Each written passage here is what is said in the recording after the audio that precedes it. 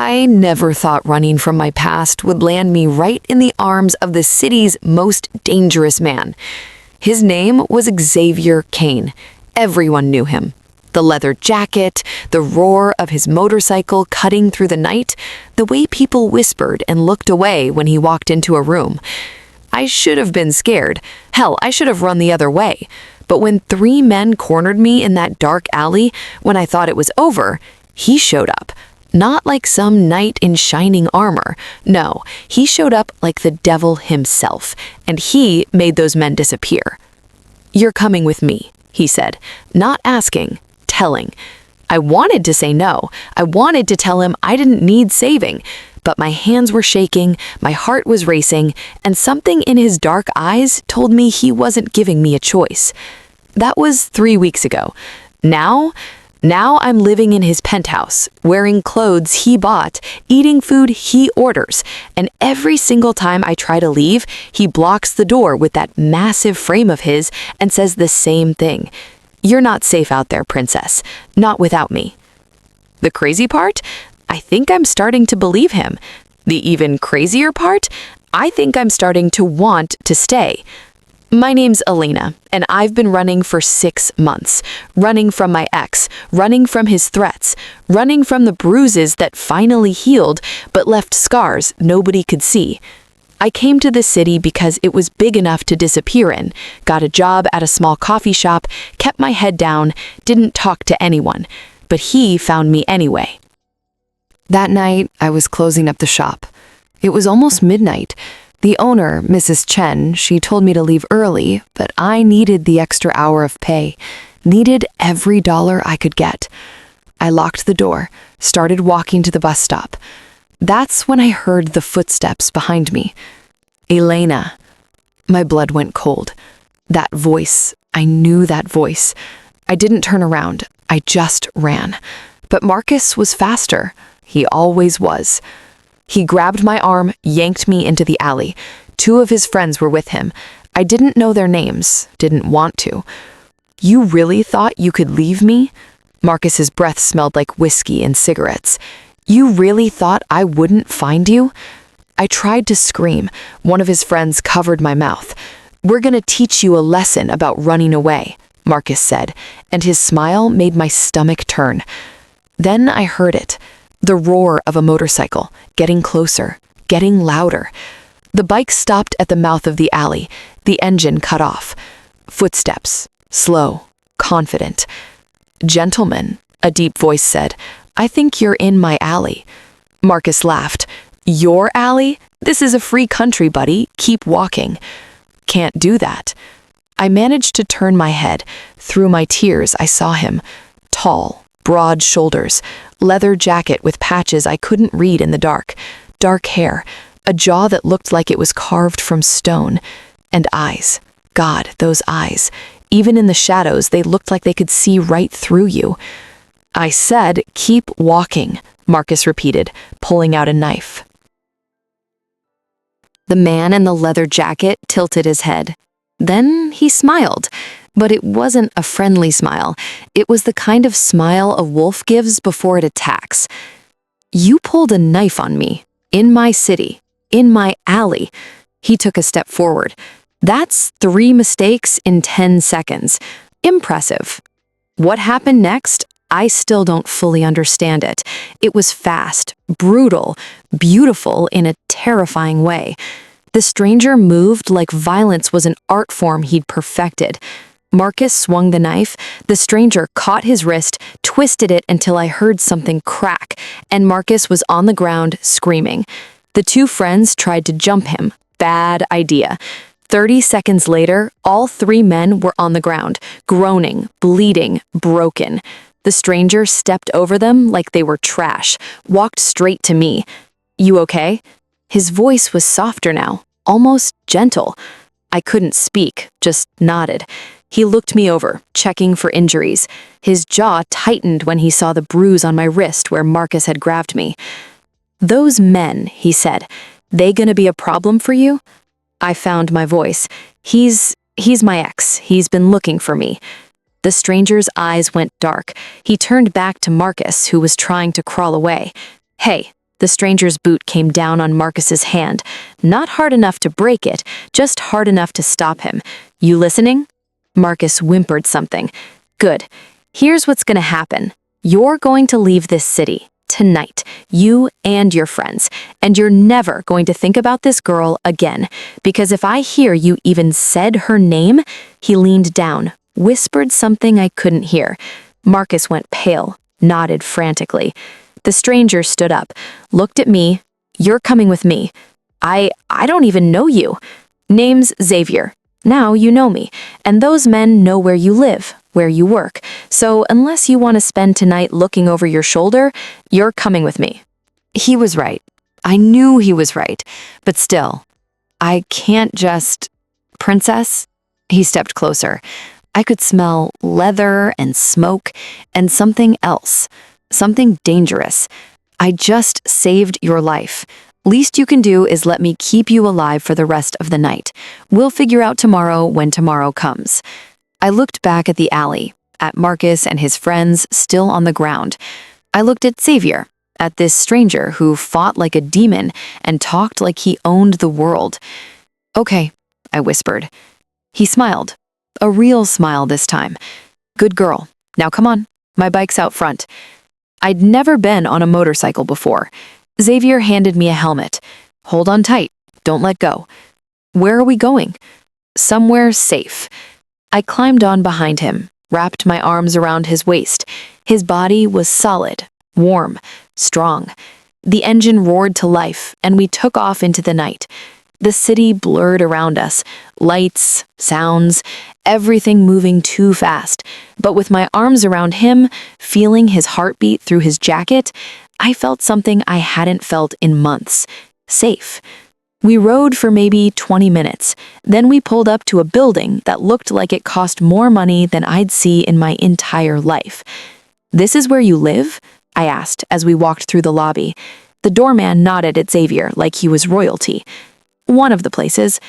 The elevator took us to the top floor, the penthouse. When the doors opened, I forgot how to breathe.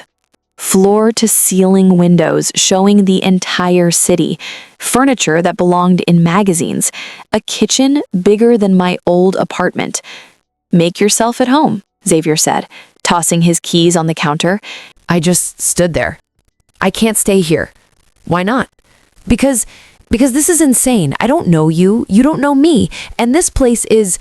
I gestured around. "This is not my world." He walked to the bar, poured 2 glasses of whiskey, brought one to me. "Drink, you've had a rough night." I took it, sipped. The burn felt good.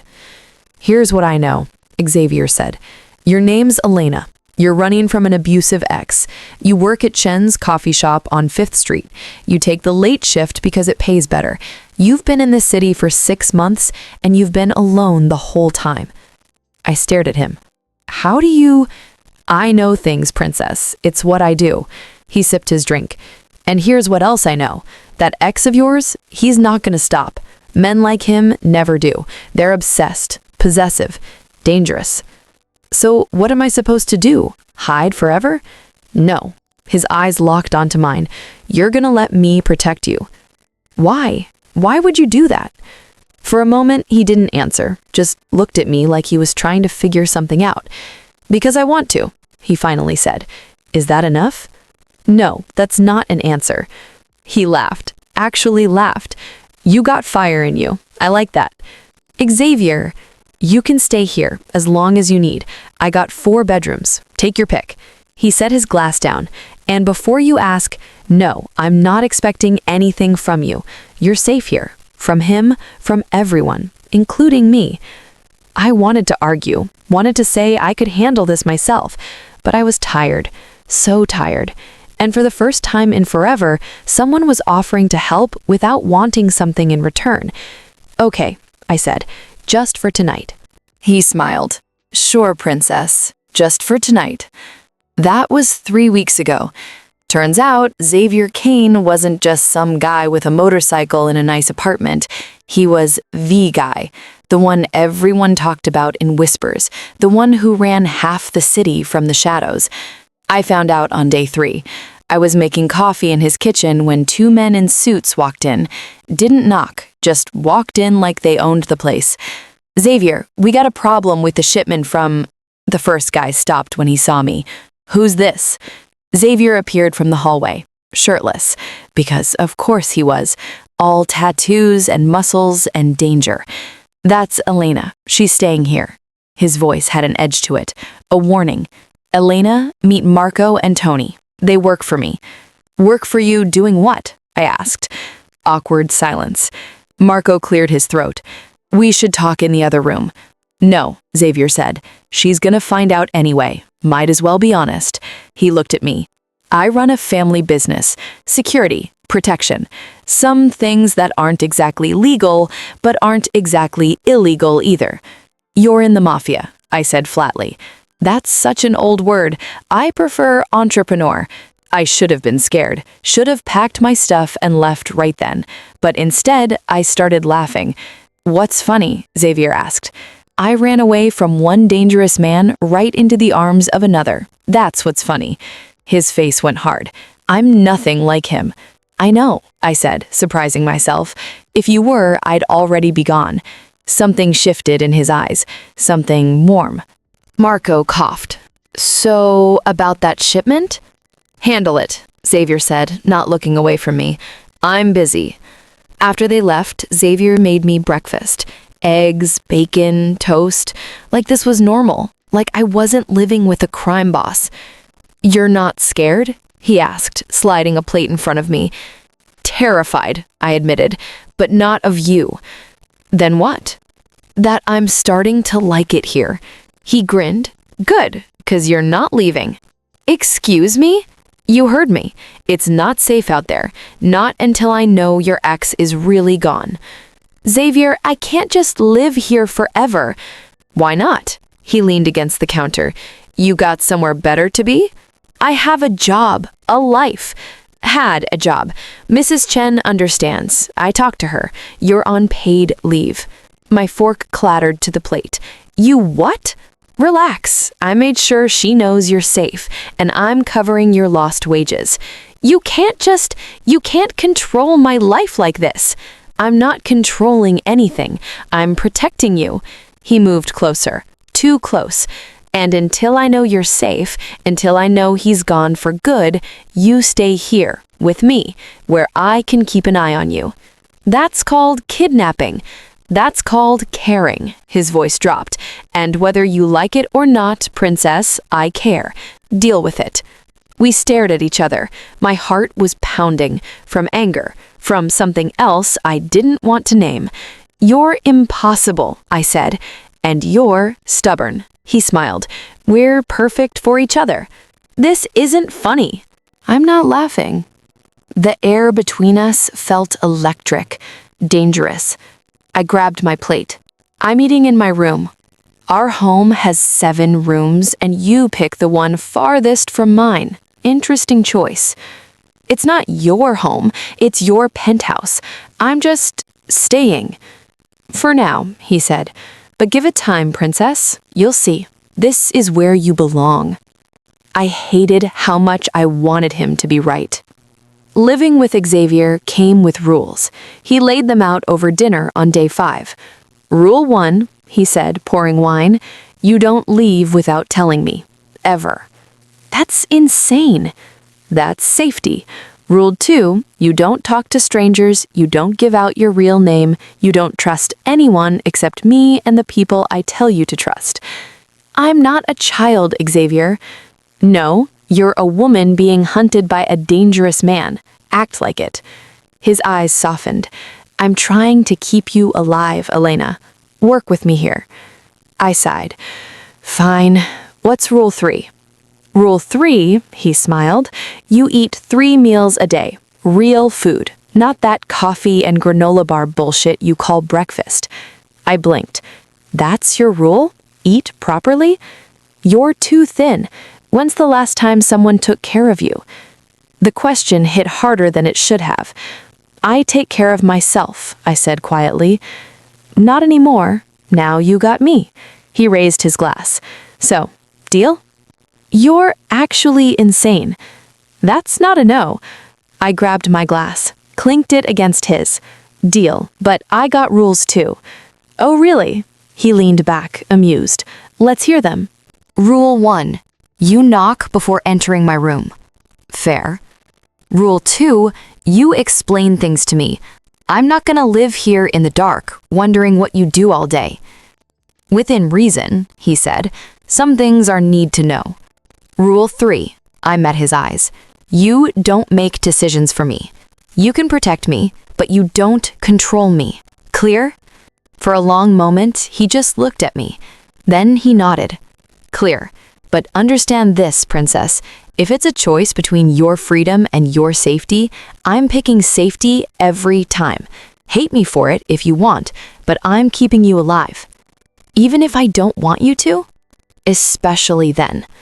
The intensity in his voice made my breath catch. Why? I whispered.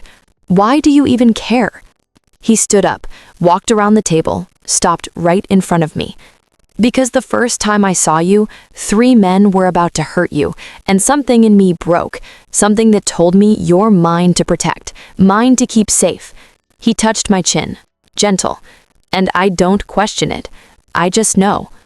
That's not an answer. It's the only one I got. We stayed like that, him standing, me sitting, his hand on my face, the city lights glittering behind us. You scare me, I admitted. Good, I should. I'm a dangerous man, Elena. That's not why you scare me. Then why? I pulled back, stood up. Because you make me feel safe, and I don't know what to do with that. I left the room before he could answer. But I heard him whisper behind me, You don't have to do anything, princess. Just let me. 2 weeks in, I started to see the real Xavier. The one who made terrible jokes, the one who sang in the shower, the one who spent an hour teaching me how to ride his motorcycle in the building's parking garage. Clutch, princess, gently. I am being gentle. You're choking it like it owes you money. Relax. Easy for you to say, you're not the one about to crash. He laughed, standing behind me, hands guiding mine. I got you. You're not gonna crash. I won't let you. And he didn't. We spent evenings watching movies. He liked action films. I liked romances. We compromised with crime dramas, and he spent the whole time pointing out what they got wrong. That's not how you dispose of evidence. Amateur hour. Xavier, what? I'm just saying, if you're gonna commit crimes, do it right. You're incorrigible. You like it. Damn it, I did. But there were darker moments too. Like the night I woke up screaming from a nightmare about Marcus. Xavier was in my room in seconds, didn't ask, didn't hesitate, just climbed into bed and pulled me against his chest. Breathe, princess, just breathe. You're safe. I'm right here. In my dream, he was... Shh, he's not here. He can't hurt you. I won't let him. I cried into his shirt, ugly crying, the kind where you can't breathe and everything hurts. He held me through all of it. I'm sorry, I said when I finally calmed down. For what? For being broken. His grip tightened. You're not broken. You're healing. There's a difference. I don't feel like I'm healing. Because healing doesn't feel like sunshine and roses. It feels like this. It feels like facing your nightmares and coming out the other side. He pulled back to look at me. And you're doing it every day. You're so much stronger than you think. I don't feel strong.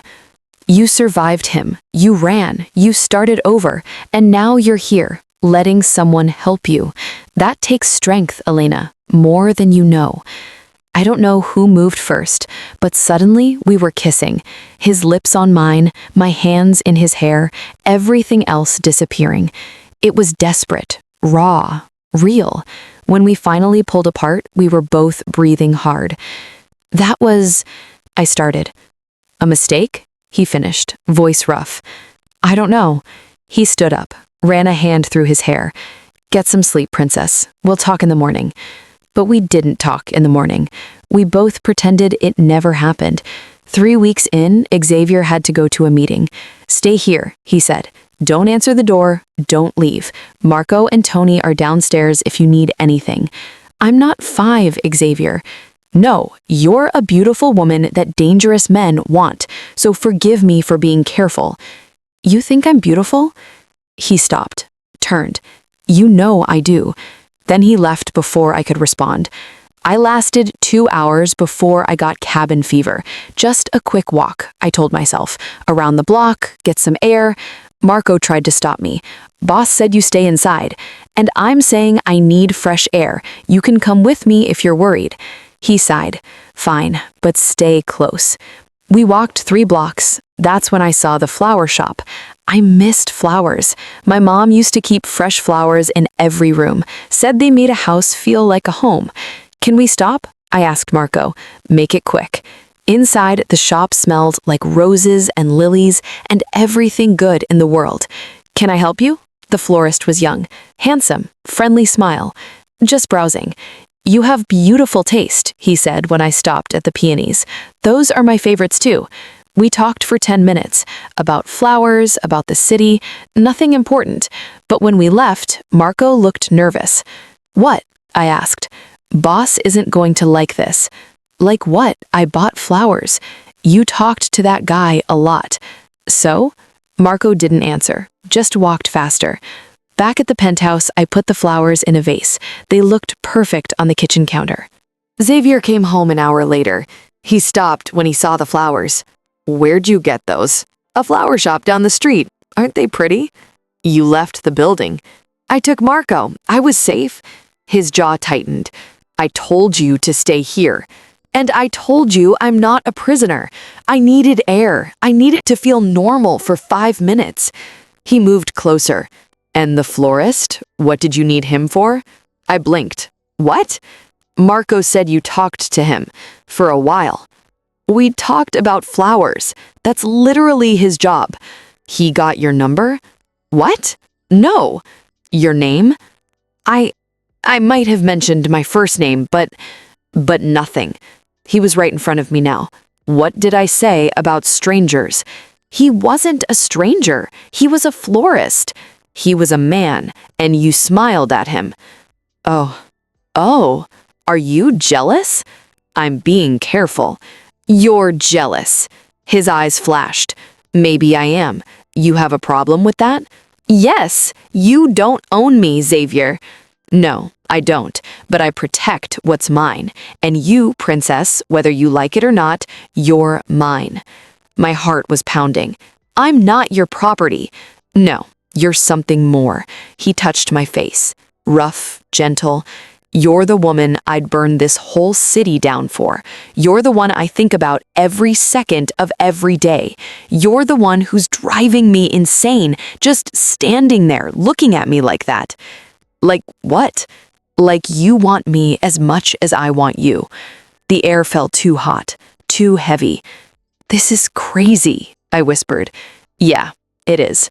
He leaned closer, but I stopped caring about crazy the night I met you. Xavier, tell me you don't feel it. Tell me I'm alone in this, and I'll back off. I couldn't, because I did feel it. Every look, every touch, every moment between us. I can't tell you that, I admitted. Then tell me what you can. I'm scared. Of me? Of how much I want this, how much I want you. After everything I've been through, I shouldn't want anyone, shouldn't trust anyone. But you trust me. I do. And that terrifies me. He smiled, actually smiled. Good, 'cause you terrify me too, princess, but I'm done fighting it. Then he kissed me, and this time we didn't stop. The next few days were different. We didn't talk about what we were, didn't put labels on it, but something had shifted. He kissed me in the kitchen while I made coffee, pulled me onto his lap during movies, held my hand like it was the most natural thing in the world, and I let him. You're smiling, he said one morning. I like seeing you smile. I haven't had much to smile about lately, until now. Until me, you mean? Your ego is showing. Can you blame me? I got the most beautiful woman in the city in my home, in my arms, smiling because of me. I'm entitled to a little ego. I threw a pillow at him. He caught it, laughed.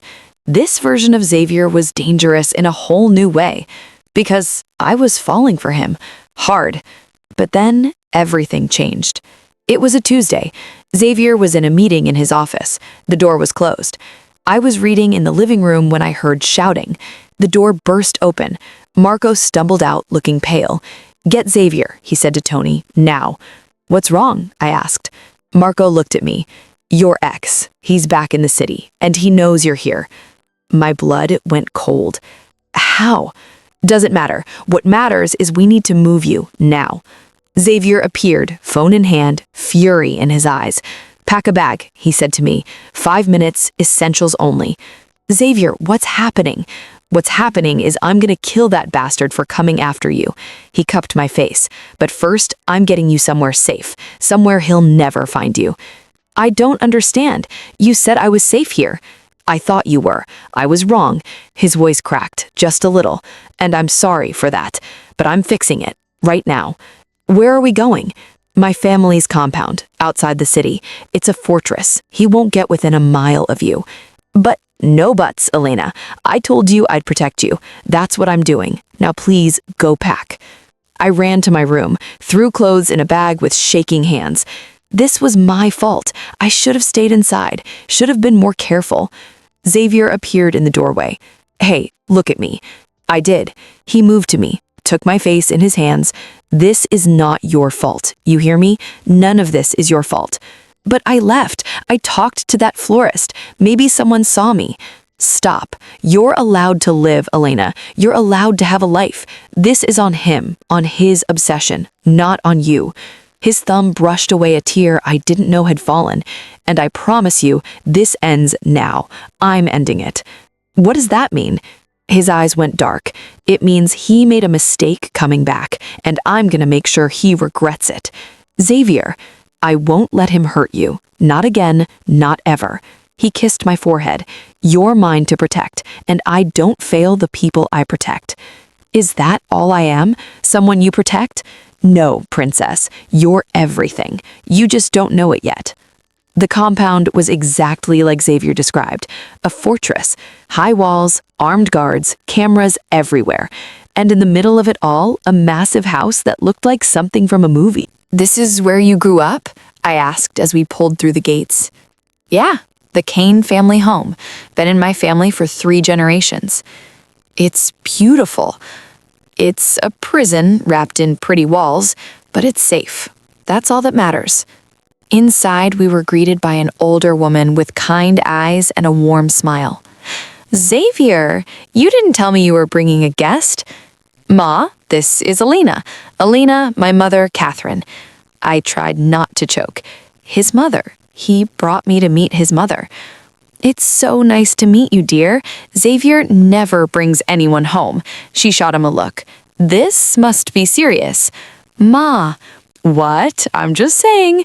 "Come, Elena, let me show you to your room." "Actually, Ma, she's staying in my room." Catherine's eyebrows shot up. Oh, I see."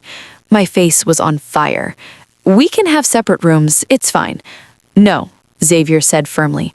"You're staying with me, where I can keep an eye on you." "Xavier, your mother thinks it's wonderful," Catherine interrupted with a smile. "Any woman who can handle my son is welcome here. Now come, both of you. I'll make lunch." Over pasta and bread, Catherine told stories about young Xavier. "He once tried to fix my car, ended up making it worse. We had to call a real mechanic. I was 12 and stubborn. Some things never change." I laughed, actually laughed.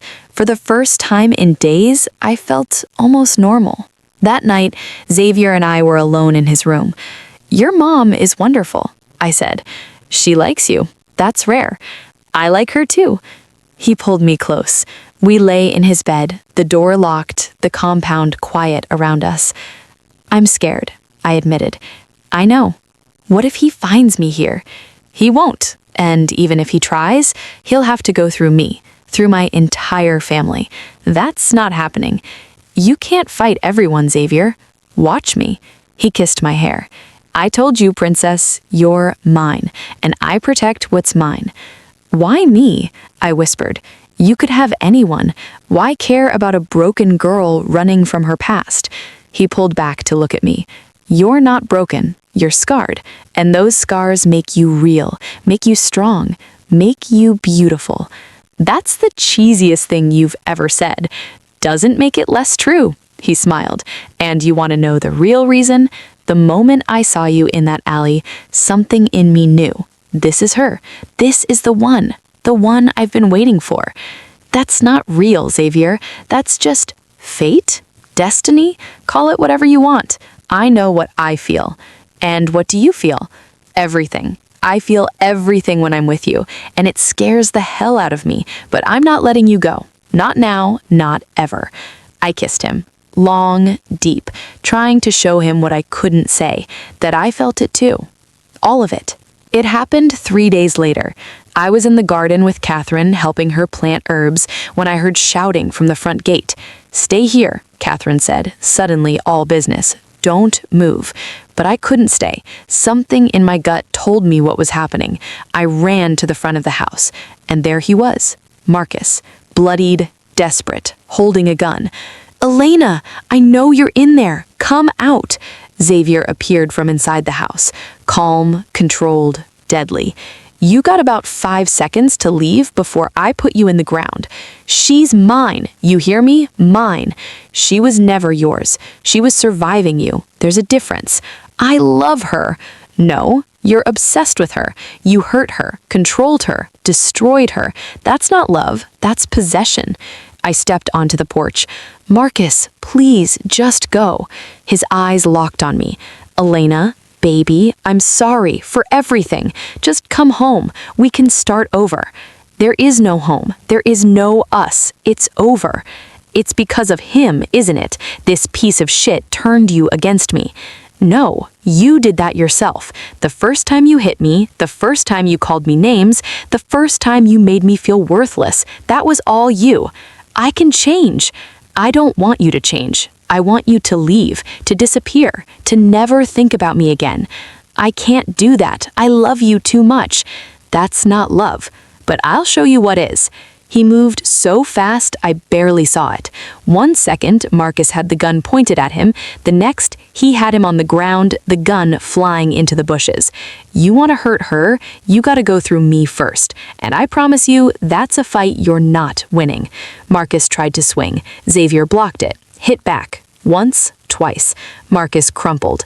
Guards surrounded them within seconds. Take him, Xavier ordered, and make sure he understands. He comes near Elena again, near this family, he doesn't walk away. They dragged Marcus away, still screaming threats. Xavier turned to me. You okay? I wasn't. I was shaking, crying, breaking apart. He caught me as my legs gave out. I got you. I got you, princess. I thought he was gonna... Shh, he's gone. He can't hurt you anymore. I won't let him. You promise? I promise. On everything I am. On everything we're going to be. He's done. It's over. I buried my face in his chest. Thank you for everything. For saving me. For protecting me. For loving me. He pulled back, eyes wide. What did you say? I said for loving me. Because that's what this is, right? This thing between us? Elena, I love you, Xavier.